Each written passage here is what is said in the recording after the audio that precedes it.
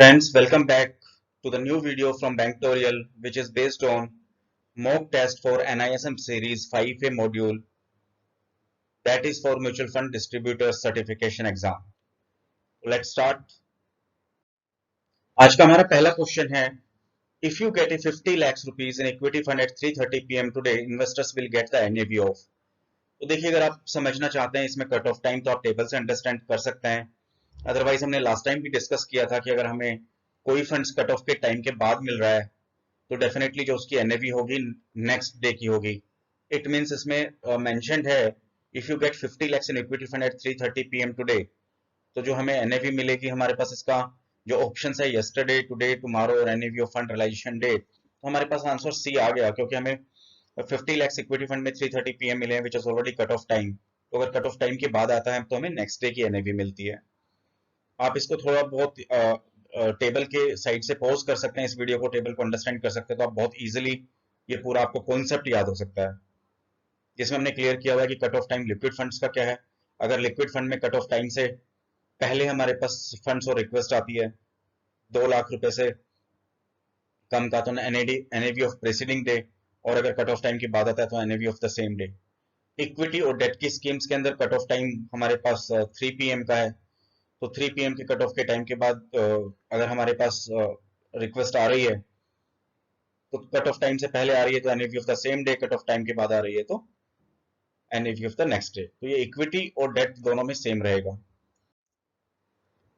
Next question है हमारे पास, index against which the performance of a fund is measured is called.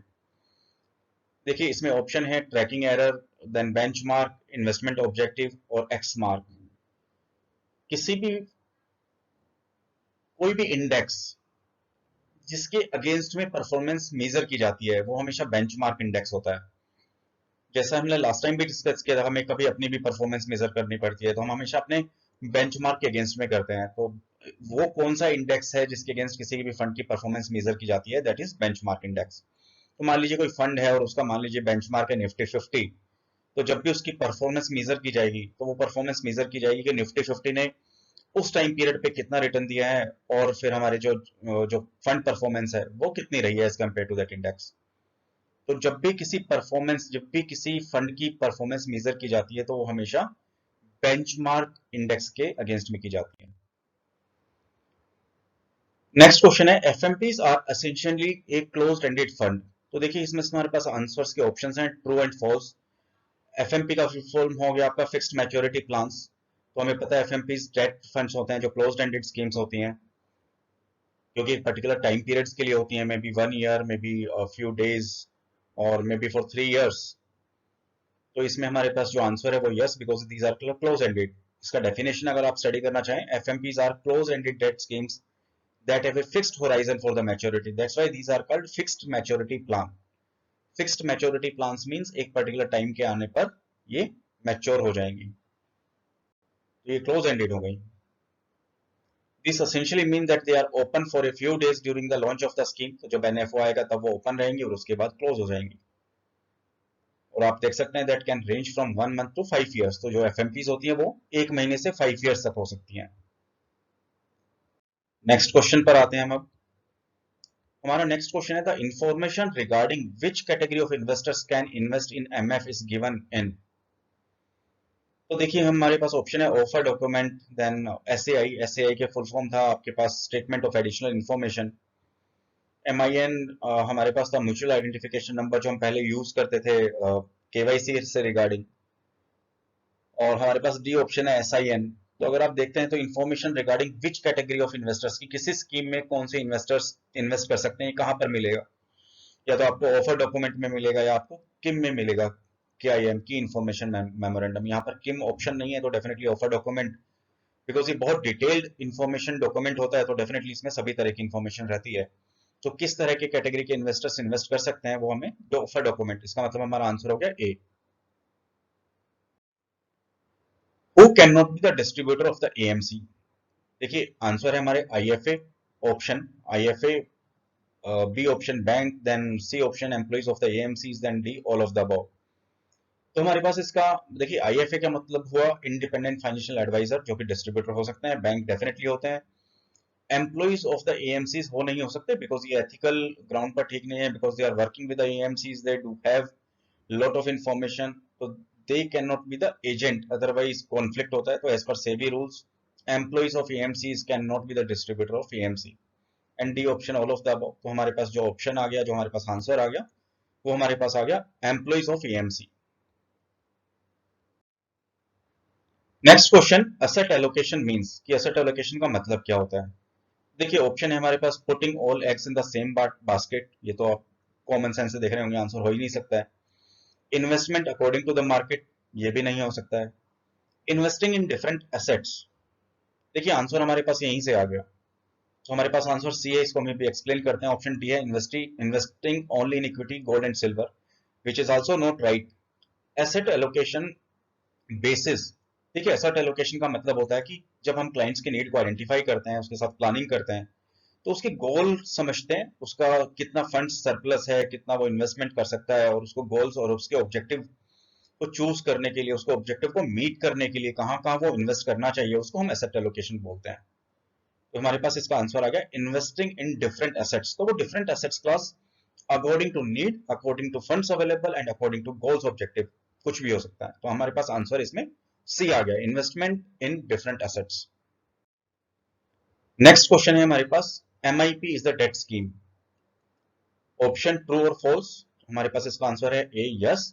जैसे हमारी एफएमपीज होती हैं, फिक्स्ड मैच्योरिटी प्लान, वैसे ही monthly income plan is also tend to give you a reasonable conservative returns just like debt schemes, क्योंकि अगर आपको monthly income चाहिए, जो इंटेंशन होती है एमआईपीज की स्कीम्स का ऑब्जेक्टिव होता है, तो हमेशा डेट और सिक्योर्ड टाइप ऑफ इन्वेस्टमेंट से ही आ सकता है। तो MIP monthly income plan is a category of mutual fund that seeks to generate stable income through dividend and interest cash flows.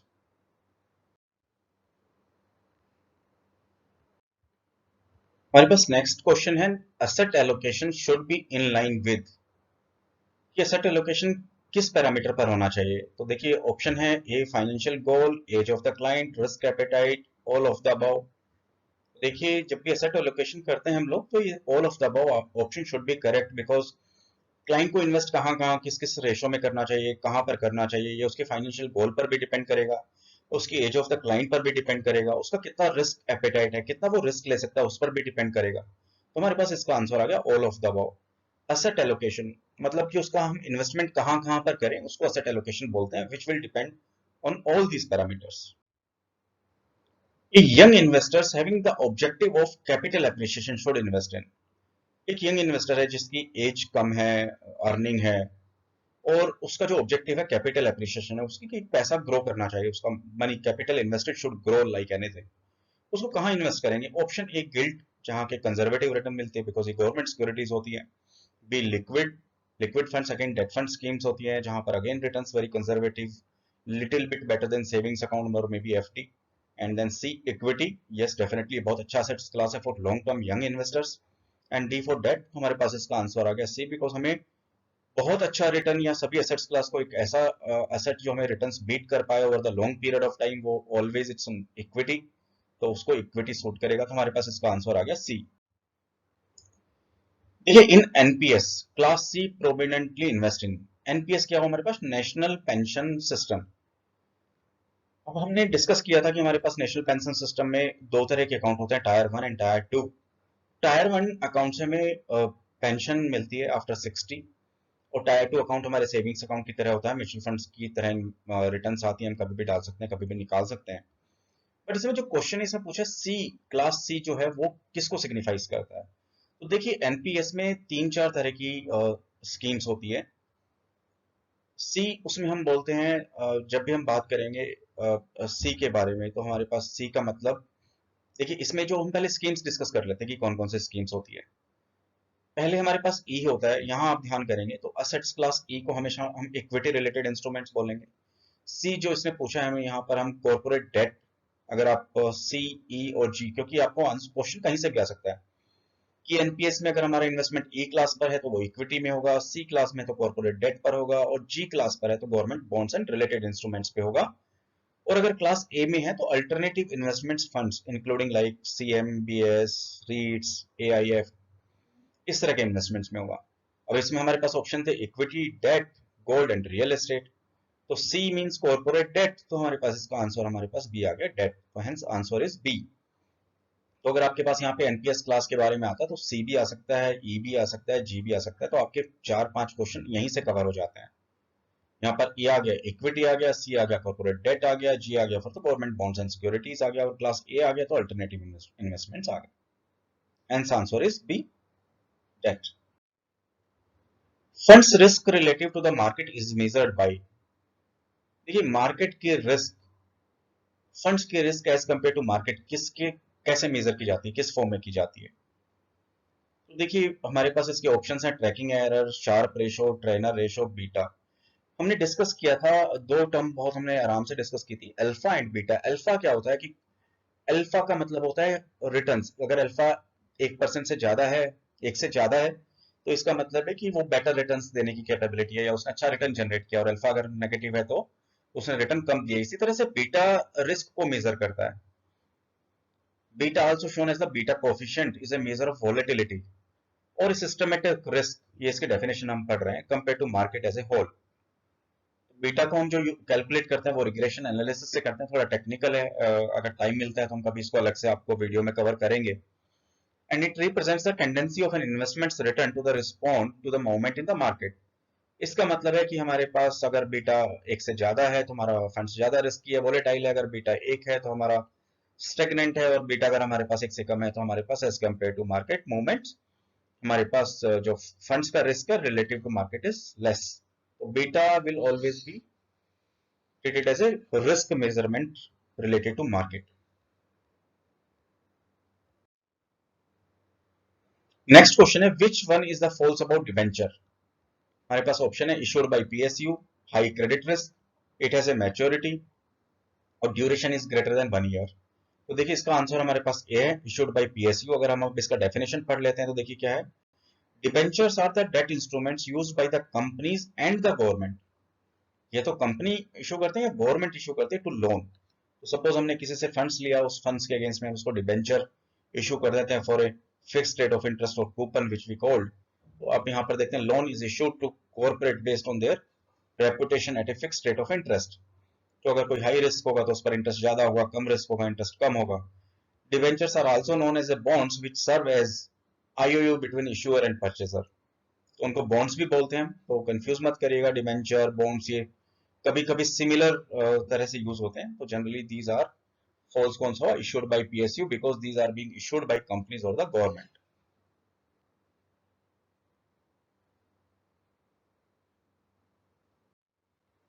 Next question पर आते हैं, investors has read the OD, OD means offer document, जो हम detail document of the scheme, and then invested in the fund and the fund goes down. Offer document client ने पढ़ लिया, go through कर लिया, उसके बाद उसने अपना फंड्स इन्वेस्ट कर दिया, अब उसका फंड्स कम हो गया, देन ही, तो वो क्या कर सकता है, gets remedy from the SEBI stock exchange board of India, can sue the AMC. C option gets remedy from the AMC, get remedy from NSC. तो हमारे पास आंसर है B, he can't sue the AMC, because ये बहुत बहुत बड़ा declaration होता है जब भी हम ऑफर डॉक्यूमेंट में देखते हैं, एडवर्टाइजमेंट में देखते हैं, जिसमें क्लियरली लिखा हुआ था all these investments are subject to the market risk and please read the offer documents carefully. तो इन्वेस्टर से एक बार ऑफर डॉक्यूमेंट को रीड करने के बाद, इंटेंशन बनाने के बाद, फंड्स इन्वेस्ट करने के बाद, अगर फंड्स कम हो जाए तो एएमसी को सू नहीं कर सकता कि मेरा फंड्स कम हो गया और मुझे अब इस पैसे की रिकवरी चाहिए। नेक्स्ट क्वेश्चन है हमारे पास STT charge on, STT mean security transaction tax. ये किस पर चार्ज किया जाता है, ये हम लास्ट टाइम भी डिस्कस कर चुके हैं। Option A equity derivative, B equity MF, C equity schemes, all of the above. तो इसका हमारे पास आंसर है ऑल, डी, बिकॉज हम equity derivatives, future and options जिसमें हम सेल करते हैं फ्यूचर्स में और बाय करते हैं उसमें भी होता है, इक्विटी एमएफ पर भी होता है, इक्विटी स्कीम्स पर भी होता है। तो इसका आंसर आ गया all of the above. Yes, equity MF में हमने जो लास्ट टाइम डिस्कस किया था वो at the time of redemption, जब हम परचेज करते हैं उस समय नहीं लगता, पर जब हम रिडम्पशन करते हैं, जब हम अपनी यूनिट्स, जब कस्टमर उसको रिडीम करता है तब वो उसको एसटीटी चार्ज होता है। नेक्स्ट क्वेश्चन है हमारे पास, which function AMC can't do in house. AMC कौन सा फंक्शन अपने अपने आप से अपने साथ में नहीं कर सकती। तो हमारे पास ऑप्शन है custodian, accounting, distribution end fund management. तो हमारे पास आंसर है ए, बिकॉज हमने स्ट्रक्चर में पहले ही पढ़ा था कि कस्टोडियन और एएमसी हमेशा अलग अलग होते हैं। It's to protect the interest of the customer. AMC daily routine transactions वगैरह मॉनिटर करती हैं, डेली ट्रांजेक्शन्स को फ्लो में करती हैं, जबकि कस्टोडियन जो यूनिट्स होती है उनको उसकी उसका रोल होता है कि उन सिक्योरिटीज को, उनको स्टॉक्स को उनकी कस्टडी में रहे। तो custody of the stock shares and units will always be with the custodian and not with the AMC. इसका अगर डेफिनेशन अगर आप थोड़ा पढ़ें तो mutual fund custodians are responsible for securing and managing the securities held with the mutual funds. While a funds portfolio manager makes trading decisions, the security owned by the funds are held by the custodian and not directly by the funds itself. अब हम next question की तरफ बढ़ते हैं। हमारा next question है value of bonds gets down when. ये भी हम डिस्कस कर चुके हैं। फ्रेंड्स आप देख रहे होंगे थोड़े बहुत क्वेश्चंस जो है रिपीट हो रहे हैं, थोड़ा सा ट्रिक्स चेंज हो रही है या थोड़ा सा हल्का सा डिफरेंस होकर चेंज हो रहे हैं। ये इसीलिए कि जैसे जैसे आप इन वीडियोस को देखते जाएंगे आपकी क्लैरिटी इंक्रीज होती जाएगी, आप बढ़ती जाएगी, और जैसे जैसे आप सारे वीडियोस को गो थ्रू कर लेंगे, आप क्लियरली एक बार या दो बार इसको कंसंट्रेशन से देख लेंगे तो आपको पूरी क्लैरिटी मिल जाएगी। तो आप इसको ध्यान से समझते रहिए, और अगर आपको फिर से कोई भी क्लैरिटी अगर आपको चाहिए तो आप कमेंट बॉक्स में लिखते रहिए। तो देखिए इस क्वेश्चन में हमारे पास है value of the bond goes down. इसमें हमने हमेशा लास्ट टाइम भी डिस्कस किया था कि हमने बॉन्ड्स के प्राइसेस, जब इंटरेस्ट रेट अप जाते हैं बॉन्ड के प्राइसेस डाउन हो जाते हैं, और जब इंटरेस्ट रेट डाउन जाते हैं तो बॉन्ड के प्राइसेस अप हो जाते हैं, because bonds pricing and interest are inversely proportional. हमारे पास इसमें देखिए ऑप्शन है interest rate goes down, interest rate goes up, IRR goes down, YTM goes down. तो हमारे पास इसका आंसर बी आ गया, value of bonds gets down when interest rate goes up because these are inversely proportional. इसको हमने आपको FD के कॉन्टेक्स्ट में समझाया था लास्ट वीडियो में। तो अगर आपको सपोज और थोड़ा डिटेल में डिस्कस करना है तो हमारा लास्ट वीडियो रेफर कर लीजिए, उसमें उसका और भी एक्सप्लेनेशन होगा। और अगर थोड़ा यहाँ से फिर से मैं डेफिनेशन अगर आपको समझाता हूँ, when interest rate goes up new bonds that's are issued comes with a higher rate of interest and provide more income to the investors. When rate goes down, new bonds issued have a lower interest rates and are not as attractive as older bonds. Next question हमारे पास है which one is not exempted in wealth tax. हमारे पास इसके देखिए options है gold sector fund, gold deposit, gold ETF, gold. हमारे पास इसका answer है गोल्ड। बाकी सभी म्यूचुअल फंड्स की तरह हैं। गोल्ड डिपॉजिट में अलग से टैक्सेशन के नियम हैं, तो वेल्थ टैक्स एक ही चीज के ऊपर लगता है हमारा, गोल्ड के ऊपर। अगर हम फिजिकल गोल्ड रखते हैं तो अगर आप ये देखते हैं इसके अंदर विच one is not exempted in the wealth tax, तो हमारे पास आंसर सिंपल गोल्ड आ गया। अगर हम कोई फिजिकल गोल्ड ले लेते हैं और उसको अपने पास रखते हैं और after certain period of time if we sell it then it will come under wealth tax. Next question है हमारे पास institutional distributor needs to be registered with SEBI, registered with MFI, listed on stock exchange, all of the above। तो देखिए हमने last time भी फिर से discuss किया था कि जितने भी डिस्ट्रीब्यूटर होते हैं उनको रजिस्टर एमफी करता है। एमफी का फुल फॉर्म है association of mutual funds in India. तो जितने भी डिस्ट्रीब्यूशन का एआरएन नंबर है वो एआरएन नंबर कोड होता है, ताकि वो जब बिजनेस पिक होता है तो उनको कमीशन मिलता है, तो वो एमफी रजिस्टर करता है and that is applicable for each fund houses. तो जब भी डिस्ट्रीब्यूटर अपॉइंट होता है उसको एआरएन नंबर एमफी रिलीज करता है। तो these distributors needs to be registered with AMFI. हमारे पास आंसर आ गया बी। अब हमारे पास क्वेश्चन है request for purchase can be made. देखिए ऑप्शन है हमारे पास A in units and the amounts, in units only, in units और द अमाउंट्स, और इन अमाउंट ओनली। तो देखिए जब परचेज करेगा कि इन्वेस्टर परचेज करता है वो हमेशा यूनिट्स की बजाय अमाउंट में ही परचेज करेगा। हमारे पास इसका आंसर है डी। मैं आपको समझाता हूं कि क्यों। मान लीजिए कि उसको 1 लाख रुपए इन्वेस्ट करना है और उसने कोई अपनी रिक्वेस्ट 4 PM पर दी है, तो अभी उसका प्राइस तो हमें पता ही नहीं है यूनिट का प्राइस क्या होगा। तो वो कभी भी अगर वो यूनिट्स में परचेज करना चाहेगा तो how he will be knowing that how much amount he need to give it to AMC for purchase, कितना वो अमाउंट का चेक दे, कितना फंड ट्रांसफर करे। तो इसलिए हमेशा उसको अमाउंट में ही इन्वेस्ट करना पड़ेगा, यूनिट्स में नहीं कर सकता। उसने मान लीजिए लिख दिया कि मुझे 1 लाख यूनिट परचेज करना है, अब उसको प्राइस तो पता ही नहीं है, तो how he will transfer the funds to AMC. जबकि मान लीजिए उसको सिर्फ अमाउंट पता है कि wants to invest 10 lakh rupees. जब वो 10 लाख रुपीस इन्वेस्ट करेगा तो जो भी यूनिट का प्राइसेस होगा तो amount divide by unit price, तो उसको वो नंबर ऑफ यूनिट्स अलॉट हो जाएंगी। बट अगर वो रिडेम्पशन करता है, जब वो सेल करता है, वो कहता है कि मुझे अपना पैसा वापस चाहिए, तो वो यूनिट्स में भी कर सकता है और वो अमाउंट में भी कर सकता है। मान लीजिए उसके पास 100 यूनिट्स है, तो he can write 100 units, he can write all units. Let us suppose उसके पास टोटल फंड्स अवेलेबल है 10 लाख रुपए है, उसका वैल्यूएशन है, तो he can write 5 lakh, 10 lakh, anything. तो रिडम्पशन के time he can write all units. Amount, amount भी अगर सपोज मान लीजिए आज उसकी वैल्यूएशन है 10 लाख रुपए और उसने एग्जैक्ट वही फिगर लिख दिया और सपोज एनएवी चेंज हो जाती है, तो वो भी रिक्वेस्ट कभी कभी रिजेक्ट हो सकती है। इसलिए हम ये कह सकते हैं कि रिडम्पशन के time yes he is having both the option partially, but purchase के टाइम वो सिर्फ अमाउंट में ही इन्वेस्ट कर सकता है। तो हमारे पास इसका आंसर हो गया डी। हमारे पास नेक्स्ट क्वेश्चन है, in NPS investors get choice of the asset class but don't get the choice of the investment manager. इसके ऑप्शन है हमारे पास ट्रू और फॉल्स। तो देखिए जब हमने म्यूचुअल फंड्स की बात की थी, तो म्यूचुअल फंड्स में क्या होता था, स्कीम जो इन्वेस्टर्स होता था वो सेलेक्ट कर सकता था, बट इन्वेस्टमेंट मैनेजर नहीं डिस्कस कर सेलेक्ट कर सकता था, क्योंकि उसको फंड मैनेजर का बस सिर्फ ये पता है कि स्कीम को ये फंड मैनेज कर सकता है, बट उसको वो चेंज नहीं कर सकता। तो इसलिए म्यूचुअल फंड्स के टाइम पर वो सिर्फ स्कीम सेलेक्ट कर सकता था।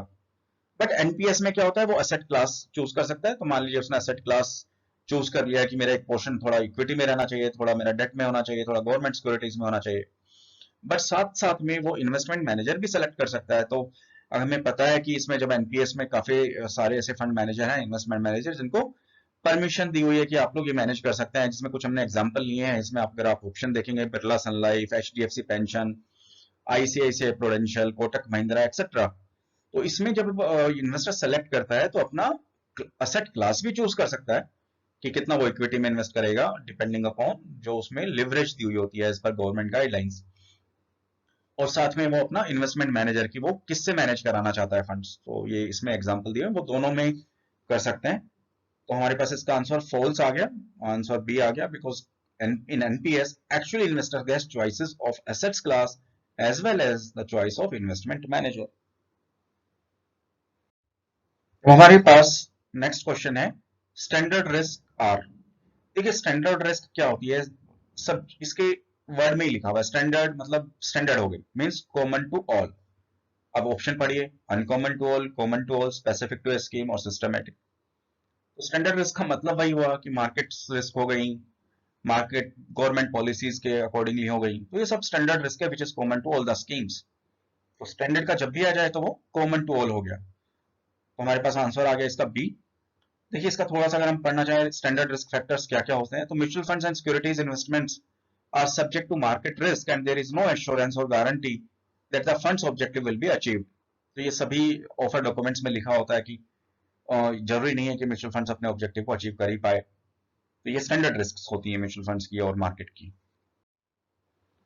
नेक्स्ट क्वेश्चन है हमारे पास, in case of online transaction, transaction time is applicable. जब कस्टमर कोई रिडम्पशन या परचेज कर रहा है ऑनलाइन ट्रांजेक्शन, तो कौन सा टाइम उसके ट्रांजेक्शन के लिए एप्लीकेबल होगा फॉर डिसाइडिंग ऑफ एनएवी, ये क्वेश्चन है। तो हमारे पास इसका आंसर के जो ऑप्शन है वो है, A time shown in the computer of the investor, B time as per the web server, C midnight and D next day morning. तो देखिए time as per the web server, जो AMC है उसका जो web server पर जो time होता है वही उसकी ट्रांजेक्शन के लिए टाइम एक्चुअली डिसाइड कर सकता है कि उसकी एनएवी क्या मिलेगी। हमारे पास सिंपल सा इसका आंसर आ गया B, as per the web server. आज का हमारे पास जो लास्ट क्वेश्चन है वो हम डिस्कस कर रहे हैं इस वीडियो में, if investors invest through demat can AMC ask for the KYC requirement, true और फॉल्स। देखिए केवाईसी में जब डीमैट अकाउंट होता है तो उसमें ऑलरेडी केवाईसी हो जाती है फॉर सेबी फॉर एवरीथिंग। तो इसका मतलब हमारे पास क्या हो गया, if investors invest through demat can AMC ask for the KYC requirement, no, because it's already KYC done. तो एएमसी दोबारा से केवाईसी के लिए नहीं बोल सकती। इसीलिए आपने देखा होगा कई बार बैंक्स के प्लेटफॉर्म होते हैं जहां पर आपके डीमैट अकाउंट होते हैं, वहां से आप डायरेक्टली इन्वेस्टमेंट्स कर सकते हैं। तो हमारे पास इसका आंसर आ गया B, false. It means investors जो ऑलरेडी डीमैट अकाउंट है उनसे एएमसी केवाईसी के लिए नहीं बोल सकती। अगर आप इसको थोड़ा सा इलोबरेटिव थोड़ा सा डिस्कस करना चाहें तो इसका डेफिनेशन पढ़िए, as per SEBI circular dated. ये डेटेड वगैरह रिक्वायरमेंट नहीं है, बस आपको ये पढ़ना, where is an investor is transacting in demat mode through a beneficiary account, there would be no additional requirement of KYC and KYC performed by DP in terms of so and so date circular। तो guys आज की video में हमारे पास यहीं तक के questions हैं, फिर हम और क्वेश्चंस लेके आते रहेंगे जो आप देख रहे हैं रिपीट भी होंगे, थोड़े बहुत ट्रिकी हो जाएंगे, थोड़े आपके पुराने मटेरियल से रिलेटेड होंगे। तो डेफिनेटली इन वीडियोस को आप देखते रहिए, कंसंट्रेशन के साथ गो थ्रू करते रहिए, और आप कहीं पर भी आ रहे हैं जा रहे हैं सिर्फ अपना ईयरफोन लगाइए और थोड़ा सा ध्यान करिए, तो आप डेफिनेटली एग्जाम क्लियर कर पाएंगे। तो guys again, thank you very much for watching this video. It's my request that if you are liking these videos, please keep on subscribing, and if you want to put some comments, so please keep on writing in comment box. And please again, thank you very much and have a nice day. Thank you very much.